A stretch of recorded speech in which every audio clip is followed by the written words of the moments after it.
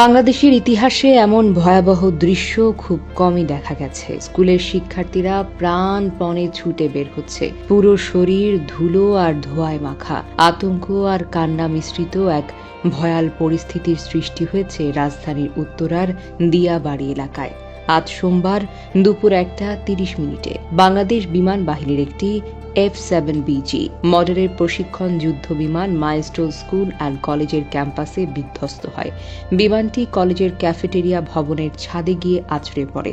সঙ্গে সঙ্গে ভয়াবহ আগুন ধরে যায় এবং বিকট শব্দে কেঁপে ওঠে আশেপাশের পুরো এলাকা।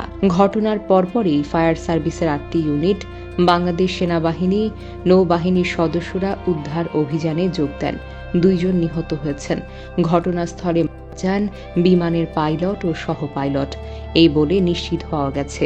এছাড়া অন্তত 25 জন আহত হয়েছেন, যাদের মধ্যে কয়েকজনের অবস্থা আশঙ্কাজনক। আহতদের দ্রুত সম্মিলিত সামরিক হাসপাতাল ও নিকটবর্তী অন্যান্য হাসপাতালে ভর্তি করা হয়েছে।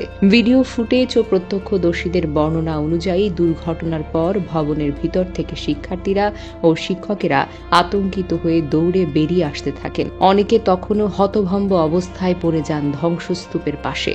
স্থানীয় বাসিন্দা, পথচারীরা উদ্ধার কাজে এগিয়ে আসেন। কেউ পানি দিচ্ছেন, কেউ আবার আহতদের সান্ত্বনা দিচ্ছেন। মানবতার এক অপূর্ব চিত্র ফুটে উঠেছে সেখানে। আগুন বর্তমানে নিয়ন্ত্রণে এসেছে বলে জানানো হয়েছে। দুর্ঘটনার কারণ অনুসন্ধানে ইতোমধ্যে বিমান বাহিনী ও সংশ্লিষ্ট বিভাগীয় কর্তৃপক্ষ একটি তদন্ত কমিটি গঠন করেছে। এই মর্মান্তিক ঘটনায় সারা দেশে শোকের ছায়া নেমে এসেছে। ঘটনাস্থলে হৃদয় বিদারক দৃশ্য আর বেদনাময় পরিস্থিতি সবার মনে নাড়া দিয়েছে। বহু অভিভাবক এখনো খোঁজ নিচ্ছেন তাদের সন্তানদের নিরাপত্তা নিয়ে।